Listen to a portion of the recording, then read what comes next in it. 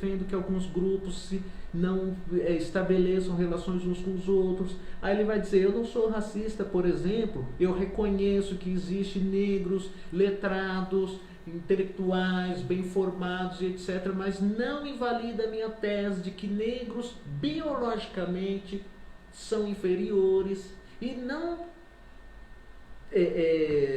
tenho medo de errar, em outras palavras, de que num determinado tempo os negros e negras serão extinguidos do Brasil porque, infelizmente, a mistura de raça é o único meio para fazer com que o Brasil pudesse se branquear e etc., né? Então ele está bebendo aqui do Oliveira Viana, que defendia a ideia de que o Brasil deveria formar eugênicos, mestiços eugênicos, mestiços superiores, e por aí vai. E foi pelo caminho do branqueamento, branquear via também imigração, né? E depois adotando esterilização, controle de natalidade, dentro o encarceramento, né? Dentro dos manicômios. A gente sabe que os manicômios juntou um tanto de gente que, né? Aliás, ninguém precisava estar lá, mas juntou também tudo que eles entendiam como os degenerados, né? E botaram lá e esqueceram lá, né? Mas vamos ouvir música, tomar uma água, continuar a conversa com música, porque vamos ouvir também agora uma outra música do Baquimbuta, sugerida pelo Weber, Conceito. Queria que você comentasse sobre ela, essa sugestão tua. Eu até a música sempre nos leva para a mesma coisa de outro jeito, né? Eu sugeri as duas músicas do Bach, primeiro porque ele é uma das figuras mais importantes, a meu ver, que também está na constelação de uma geração do movimento hip hop, que inclusive possibilitou que muitos jovens negros e negras não fossem abatidos pela polícia militar do estado de São Paulo, né? Então estou chamando a atenção a isso porque, primeiro, o Bach, ele é de um grupo muito importante, né? No primeiro momento da sua trajetória lá do Afro, né? Depois ele também com a sua militância, né? Era um rapper, e é ainda um rapper, ele com o Robson, com uma gama de na época jovens que atuavam de uma maneira, dedicaram parte da sua vida para o movimento hip hop, e que eles também, a partir da sua teia de relação, né, como por exemplo com a Posse Raúça e com outros grupos de rap aqui da região do Grande ABC, foram eles que na realidade propiciaram, inclusive, para que o movimento e a música rap hoje pudesse ser, inclusive, escutada aí hoje naturalmente, conforme a gente acompanha no cotidiano, né? Então, o Bach é uma das figuras, né, que um dos rappers assim que tem, para além da minha ampla admiração e respeito, é um pensador e um intelectual que traduz as suas concepções e reflexões sobre o mundo a partir das suas letras de rap, e que tem doado ainda desde o longo tempo que nós temos de movimento, né, parte da sua vida para o movimento social, né? E é difícil isso num Brasil do século XXI, onde hoje a militância, entre aspas, né, ela é feita muito por conta de, até mesmo se transformou, dependendo do espaço, como trabalho, né, como forma, né, de você angariar recursos, profissionalização e etc. E ele é um rapper que não se curvou ainda em relação a esse quadrão, né, e não permitiu que as suas concepções fossem expropriadas. Por Sim. isso que eu sugeri esses dois sons, que são sons que nos convidam a refletir, a lutar, a se organizar e questionar a realidade social na qual nós estamos aí, infelizmente, atravessando. Sim. Viu, Drica? Vamos ouvir Conceito e depois voltamos. Tinha selecionado duas músicas, mas vamos ouvir pra gente ganhar tempo aqui. E depois, no final, soltamos as duas. Conceito. Pessoal, tá sem áudio no Facebook. Sem áudio? Acho que tá. Tá cortado aqui, né? Agora cortou? O microfone sim. Ah, hoje voltou. Estão ouvindo a gente? Que esquisito. Semana passada estava aí o Tota, que era da Associação Negratividade e tal. E o Bá, em breve, vamos trazer ele aqui também. Precisamos contar essa história. Não, legal. Bom, não está muito redundante não, né? Não. É que é muita muito formação, bom, muito meu. bom. Então, assim, Não, eu tenho que... porque o vai e vem, né, da história mesmo, não se conta assim, né? E é meio... Ela é atravessada e acho que isso também instiga as pessoas a procurarem os fios da meada, né? Assim, não é? Mas e isso, e aquilo e tal. Não, Eu tá bom, não sei também, porque eu li a dissertação que está disponível Não, online. não, Mas assim, não sei se, porque eu li também, eu tenho, né, pra mim não tá muito vai e vem não, até porque é assim mesmo, não tem muito como, e acho que pensando, né, é aqui? É aqui, de vez em quando assim. Vamos voltar o microfone e vou lá. A campainha? Não, é o telefone. Estamos voltando? Você está ouvindo o programa Nossa História com Maraísa Almeida. Acabamos de ouvir a música Conceito, composição e interpretação do Baquembuta, sugestão do nosso convidado Weber Lopes Góes. Estamos aqui conversando com ele sobre a dissertação de mestrado Racismo e Eugenia no Pensamento Conservador Brasileiro, a proposta de povo em Renato Kell. O Weber, dentro da eugenia, o Renato Kell, ele tinha uma visão sobre as mulheres, sobre o feminismo, sobre várias coisas, mas queria ouvir de você que visão é essa que ele tinha sobre as mulheres, como é que ele entendia a mulher naquele momento, sob essa perspectiva eugenista. Então, primeiro o Renato Kell, como ele vem de uma família tradicional, puritana, reflete também a concepção de família que nós tínhamos e ainda perdura, de certo modo, na sociedade brasileira. Então ele partia da ideia de que as mulheres deveriam cumprir determinados papéis, né? Então, por exemplo, o papel da mulher na concepção do Kell seria que ela fosse aquilo que hoje explicitamente já é denunciado como escrava do lar, né? Então a mulher tinha que cumprir esse papel dos afazeres domésticos e por aí vai. No entanto, ele também partia da ideia de que as mulheres deveriam ter os seus direitos garantidos a partir da lógica do que eles concebiam que seriam os direitos das mulheres garantidos, né? Por exemplo, ele combateu veemente os movimentos feministas lá na época já, né? Então ele partia da ideia de que o movimento feminista, as lutas das mulheres naquele contexto em que ele estava olhando, seria uma forma de inverter a lógica da dominação e que para ele, como ele era um eugenista, esse é o ponto, a desigualdade é natural. Então era natural as mulheres ocupar determinados espaços, né?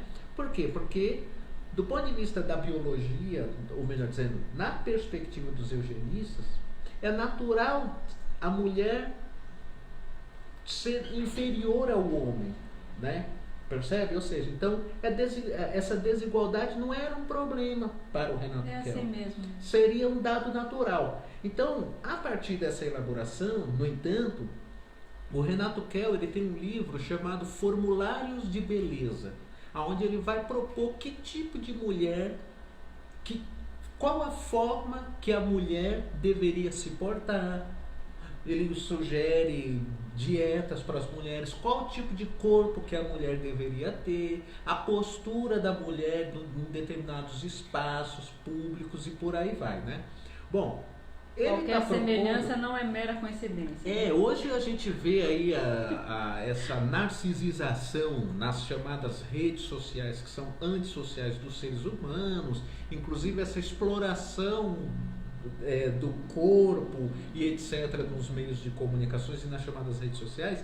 Isso o Renato Kell discutia já, né? Então ele propunha um tipo de mulher, um tipo de corpo, um tipo de cabelo, um tipo de nariz, um tipo de lábios, de olhos e etc, etc. Leia-se uma mulher branca, né?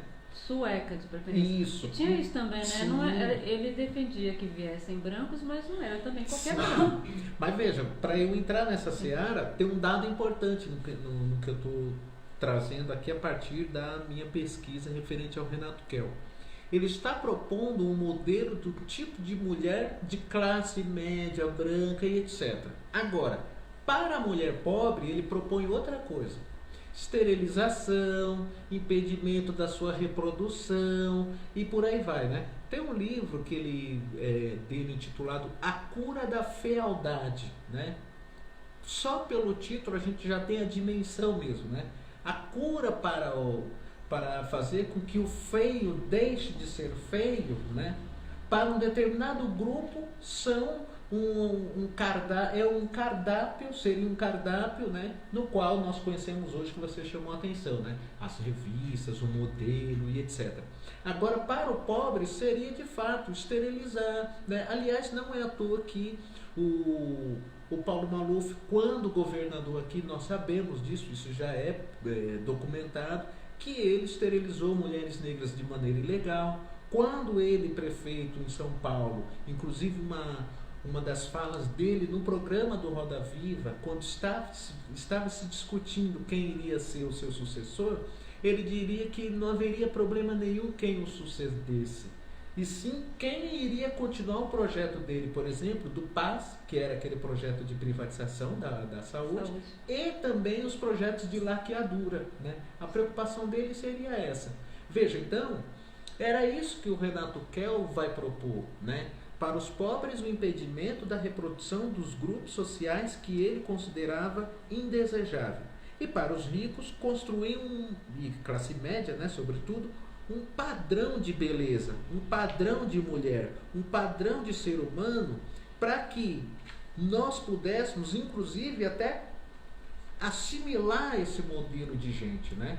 Então, é nessa toada que eu considero que é importante fazer essa reflexão em relação ao pensamento do Renato Kell, né? Que eles vão reproduzir muito isso. E aí, nessa toada, o que ele está fazendo, que vai aí dialogar com a sua segunda preocupação, os eugenistas também eles tinham uma concepção de branco muito mais sofisticada, né? Por exemplo, os eugenistas mais bem apurados, eles partiam da ideia de que ser branco não é qualquer branco. Por exemplo, os povos da Península Ibérica, Portugal, os espanhóis, por exemplo, eles eram vistos pelos eugenistas como lixo branco, né? Por quê? Porque os povos da Península Ibérica, nós sabemos a história, né? Como diz o Sankanta Diop, ele vai dizer que quem ergueu a Península Ibérica foram os africanos. Então, os traços do português, o traço dos espanhóis, eles lembram muito os africanos, né? Pode ver que eles têm melanina nos olhos, têm os cabelos castanhos, etc. Então, os eugenistas viam esse grupo já como um grupo degenerado, um grupo inviável de levar a civilização para a humanidade. E aqui até tem um recado para aqueles que, quando buscam a sua história, né? Vamos lembrar que o Brasil tem isso, né? Se você perguntar para qualquer pessoa hoje de onde os seus pais vieram, eles correndo para não reconhecer a sua ancestralidade africana, eles vão para Portugal, né? Pensando que vão escapar de serem africanos. Mas se a gente for na história, eles são mais africanos ainda, né? E mais, os eugenistas nem reconheciam os portugueses e os espanhóis enquanto brancos puros. Por isso que os eugenistas, por exemplo, quando eles vão propor um tipo de povo para o Brasil, eles vão sugerir justamente os povos que eles consideravam puros e que não tiveram ainda contato com outras chamadas, entre aspas, raças. Suíços, os nórdicos, alemães. Vamos lembrar que o Gobineau, ele escreve um texto para o Dom Pedro sugerindo que o grupo que deveria vir para o Brasil seriam os alemães. Por isso que o Brasil, num dado momento, ali no final do 19 até a década de 30, mais ou menos, nós tivemos bastante colônias de alemães aqui, né?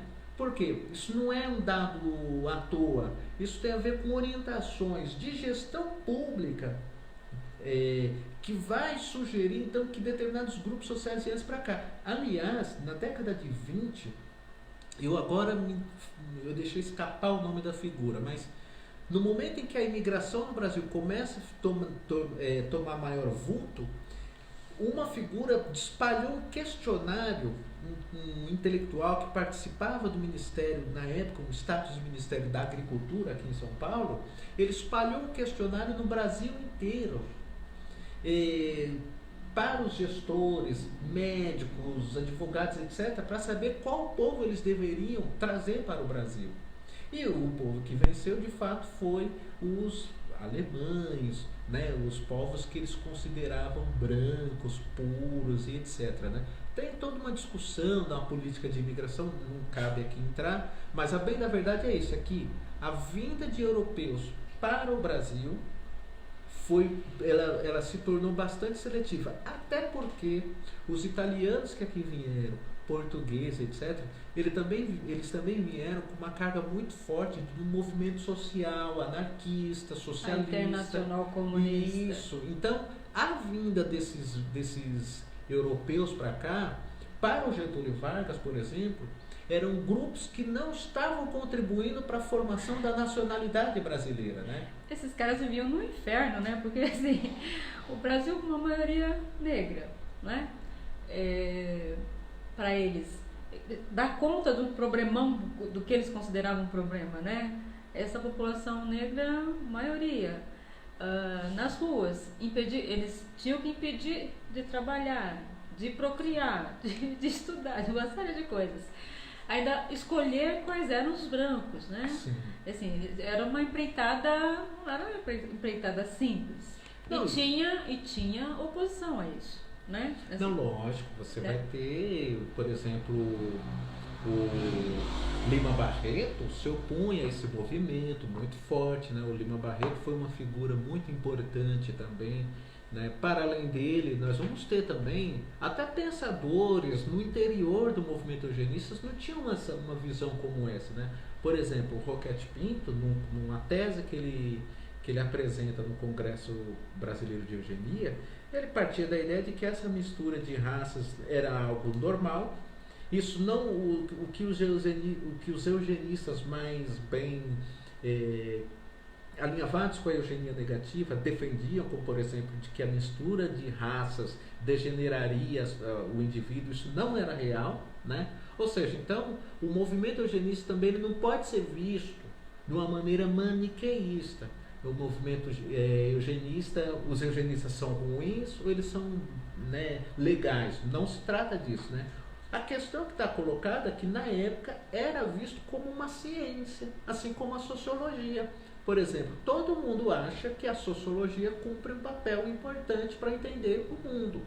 Mas, quando a gente estuda a história da sociologia, por exemplo, Durkheim, Weber, Gumplowicz e outros sociólogos, nós vamos ver também o que eles estão produzindo é um tipo de conhecimento para subsidiar e responder, inclusive, a classe social na qual eles estão alinhavados, né? O que eu estou querendo chamar a atenção aqui é o seguinte, aqui a ciência ela não é um dado atomizado, ela também expressa ideologias, reflete posições sociais, reflete, em suma, para usar uma expressão do Gramsci, né, a ciência ela expressa aquilo que os intelectuais orgânicos vão reproduzir a partir da concepção de mundo que eles têm. Eles tinham essa concepção de mundo. Cabe a nós que não somos eugenistas e que nem bebemos dessa ciência como maneira de explicar o mundo, construir as nossas maneiras de explicar e sugerir propostas de superação dessa realidade social, né? Só para você ter uma ideia, não sei se nós temos tempo, mas nessa inquietação que você está chamando a atenção, se você me permitir, eu posso até reproduzir uma fala do Monteiro Lobato quando ele está no Rio de Janeiro estudando direito, né? Você falou que eles viviam no inferno, não é isso? Então, olha, rapidamente, é um parágrafo curto, mas só para vocês terem uma ideia, aqui eu abro aspas para o Monteiro Lobato, né? Ele vai dizer, o Lobato: num desfile à tarde, perpassam todas as degenerescências, todas as formas e má formas humanas, todas menos normal. Como consertar essa gente? Que problemas terríveis o povo pobre, negro da África nos criou aqui? Na sua inconsciente vingança, talvez a salvação venha de São Paulo e outras zonas que intensamente se injetam de sangue europeu. Os americanos salvaram-se da mestiçagem com a barreira do preconceito racial. Temos também aqui essa barreira, mas só em certas classes e em certas zonas. No Rio não existe. Veja, então, para o Monteiro, o preconceito não é um dado maniqueísta, ruim ou bom. O preconceito seria uma forma, inclusive, de salvar e civilizar e construir determinados espaços. Percebe? Ou seja, o que o Monteiro está fazendo aqui é refletir a concepção de sociedade, de grupo social no qual ele está alinhavado. Vamos lembrar, talvez a solução venha de São Paulo, né? O que é São Paulo na época do Monteiro? Exemplo de modernidade, de civilidade, a industrialização se pondo. Aliás, São Paulo, inclusive, combateu Getúlio, perdeu em 32, mas transformou a sua derrota num feriado, né? São Paulo, até as suas derrotas ele transforma em feriado, inclusive travestido de revolução. Veja, isso não é um dado à toa, né? Depois, né, vamos lembrar, a USP se forma em 30, na década de 30, a ESP, né, a Escola Paulista de Sociologia, pelo Roberto Simons, que é uma das figuras do Sistema S, não é? Ou seja, então, o que o Monteiro Lobato está expressando é uma concepção da burguesia reacionária e conservadora que, ao mesmo tempo, quer alavancar a modernização do Brasil, mas não pode desvencilhar e se despedir do seu passado escravocrata. Ou seja, então, por isso que eu volto lá na minha questão, na sua primeira questão. A eugenia, então, ela é justamente isso, uma concepção de mundo que contribui para o casamento entre o novo e o velho. O novo é essa aspiração da modernidade, da república, do progresso. No entanto, casa-se com o velho. Escravocrata, patrimonialista, reacionário, antipopular, antinação. Percebe? Vamos lembrar que o Casagrande e Senzala é justamente também do Gilberto Freire a expressão do que é o Brasil. Reacionário, conservador e moderno ao mesmo tempo. Esse casamento expressou nos diversos teóricos, Azevedo Amaral, Oliveira Viana e tantos outros mais. A gente pode dizer que a gente falou de algumas situações que permanecem, né? Que não é mera coincidência. A gente pode dizer que essa permanência, isso permanece, esse casamento, né? Essa convivência do novo e o velho. Por isso que a gente está vivendo com esse governo fascista, a gente é um tanto tolerante com algumas falas por exemplo, o Mourão, né, quando ele diz, olha para o neto e fala, olha, branqueou, melhorou, é bonito, olha o meu neto como é, né? é desse casamento, dessa convivência, que não é que deveria ser uma contradição, né? Mas não é. Aqui no Brasil ela leva adiante um projeto. Essa sua colocação é importante por quê? Porque nos permite refletir e não naturalizar, mas entender que a manifestação, por exemplo, do Bolsonaro quando diz que o quilombola pesa lá 8 arrobas, né?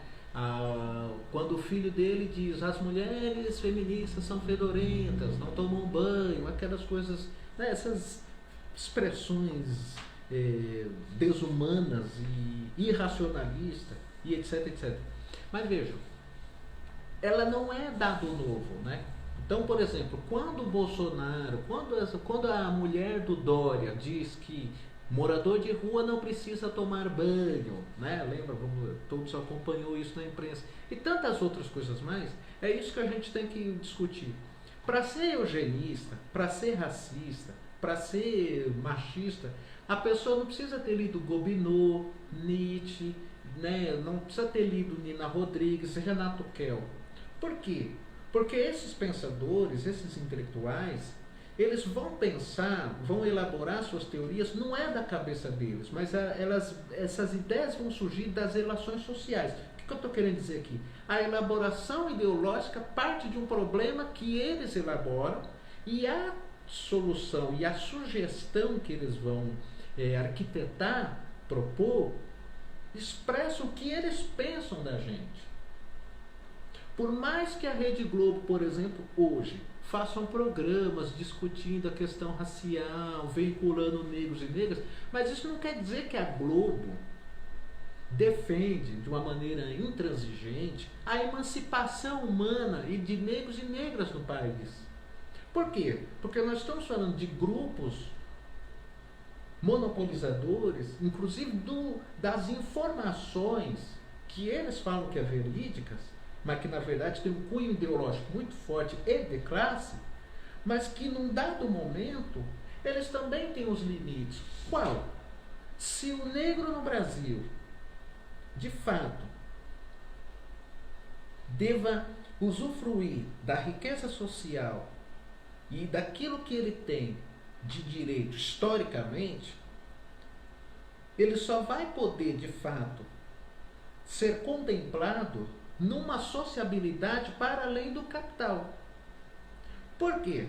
Porque, na realidade, nós vivemos numa sociabilidade cuja propriedade privada priva as pessoas de serem seres humanos. Então não é uma Globo, não é os meios, não é uma CNN ou tantos outros meios de comunicações empresariais que não são nem imprensa, né? Vamos lembrar que empresa e imprensa é diferente, né? Imprensa talvez seria essa que a gente está fazendo aqui. Empresa é outra coisa.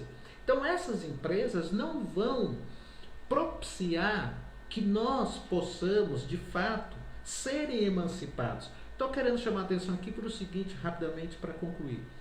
O pensamento de determinados grupos não nasce do nada. Nasce a partir da necessidade de um projeto ideológico de organização social no qual eles acreditam. Nesse sentido, Monteiro Lobato e essas figuras, eles só, na verdade, eles situando e no seu tempo, se a gente for dialogar, o que nós estamos acompanhando hoje com esse governo do Jair Bolsonaro e etc., é apenas uma expressão do que é o Brasil. É apenas a expressão do que é a classe média brasileira. É apenas a expressão de como a particularidade do racismo, das desigualdades e da superexploração do trabalhador se põe na ordem do dia. Né? Então, não é que o Bolsonaro, nós agora estamos vivendo numa era fascista ou reacionária. Não, não é. Nós sempre vivemos. O problema é que hoje eles estão, na verdade, como diz um amigo meu, esse contexto do Bolsonaro é um contexto em que os ratos têm saído do bueiro, mas eles sempre estiveram aí. Né?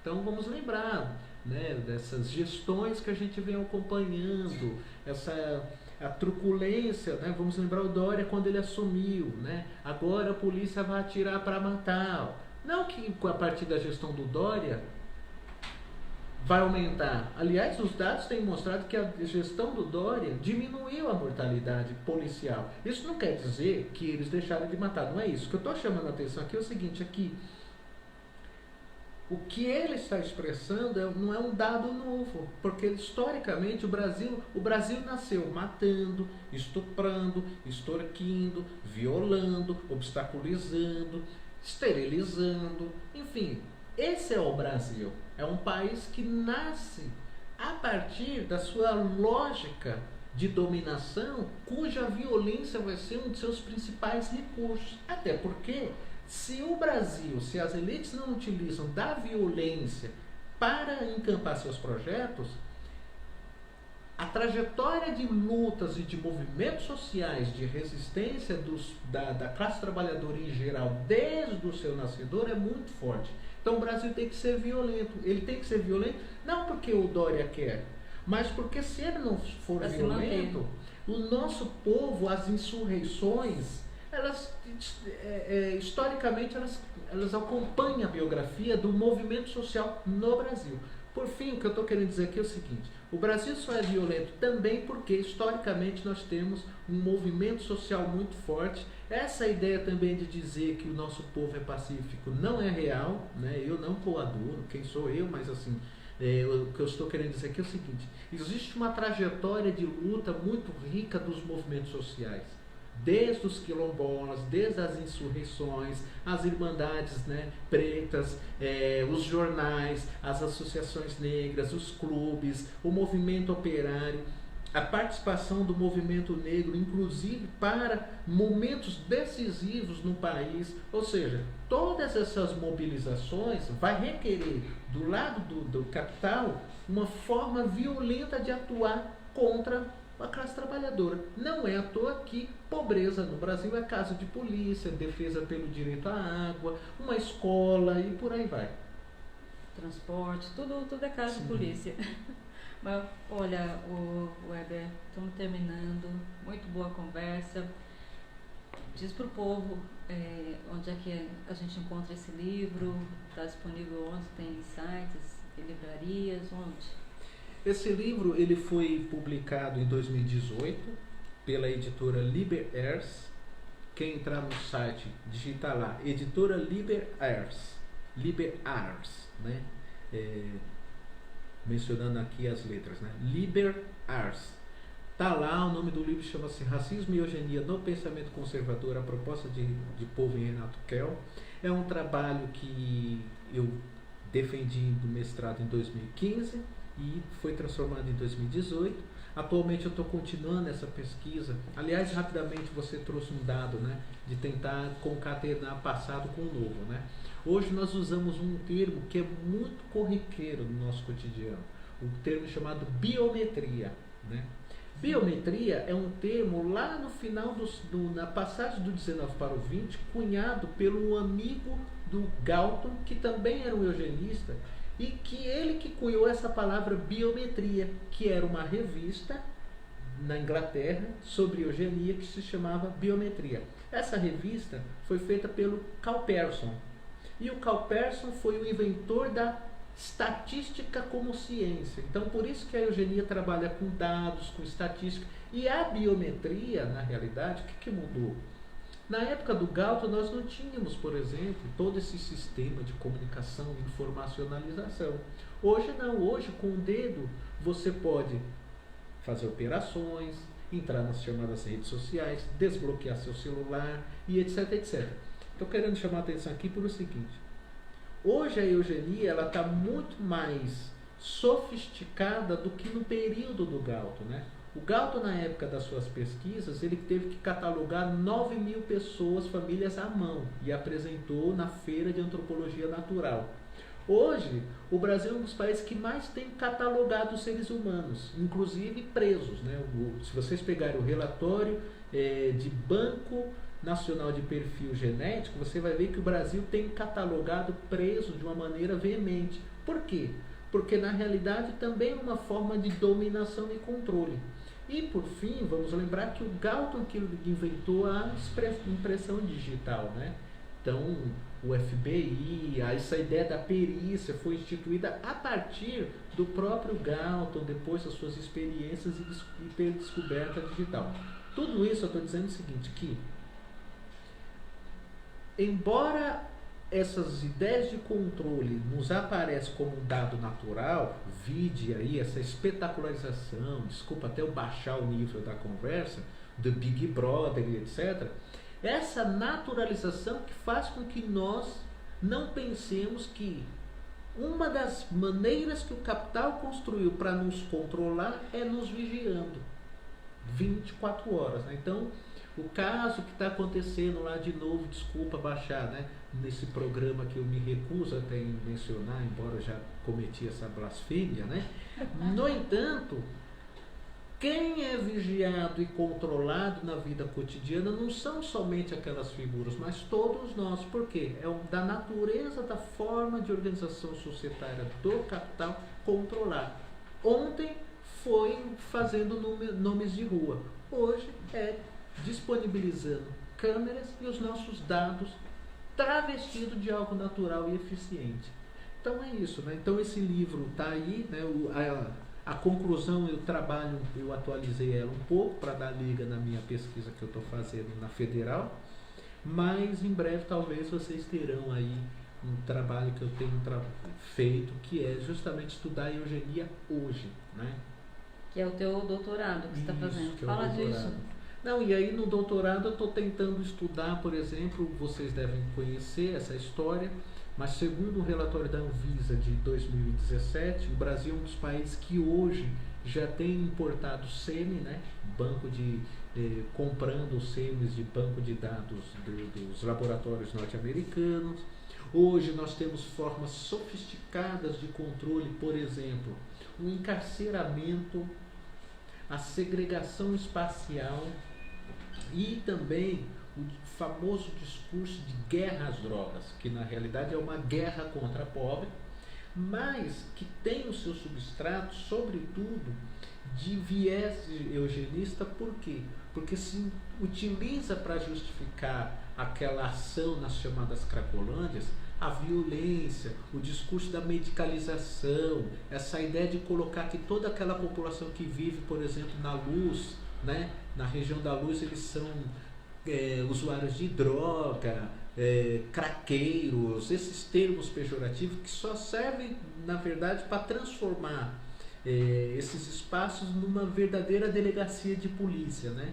Então, vejam, se nós formos mais a fundo, nós vamos ver que houve um redesenho nas clínicas, nas comunidades terapêuticas, né? Eu tenho analisado alguns relatórios de comunidades terapêuticas, onde nós vamos ter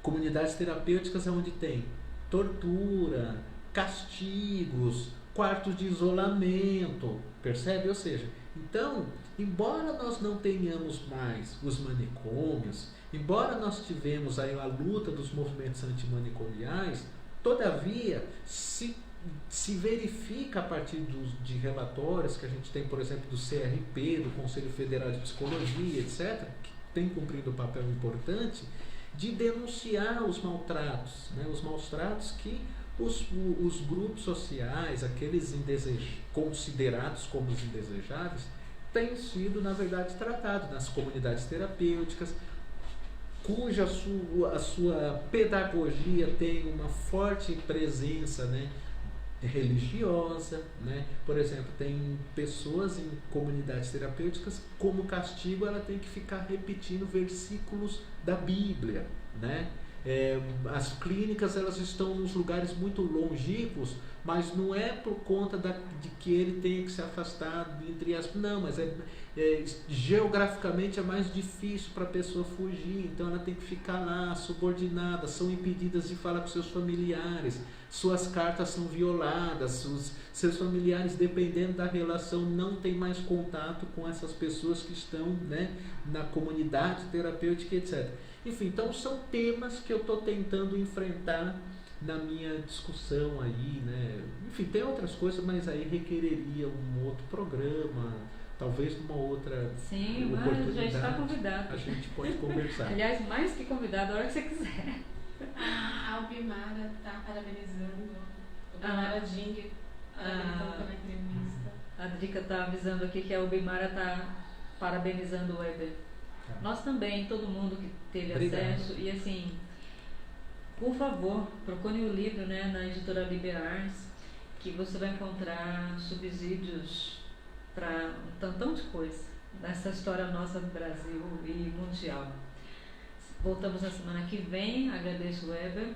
Semana que vem estaremos de volta, boa semana. E a última música que eu preparei foi Palmares, para dar uma enfrentada nessa coisa toda, né?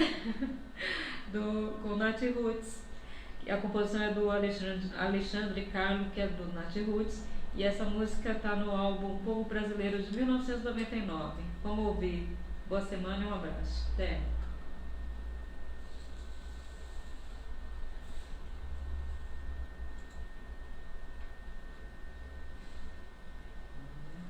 Ai, tanta coisa, né? Mas deu, né? Foi ótimo. É um tema meio punk, né? É uma discussão... E a saúde mental, como é que você cuida? Não, então, eu estou trabalhando, tem um capítulo da minha tese que eu já discuti isso, eu estou discutindo São Vou Paulo. concluir aqui pra gente. Senão a gente começa a ficar à vontade.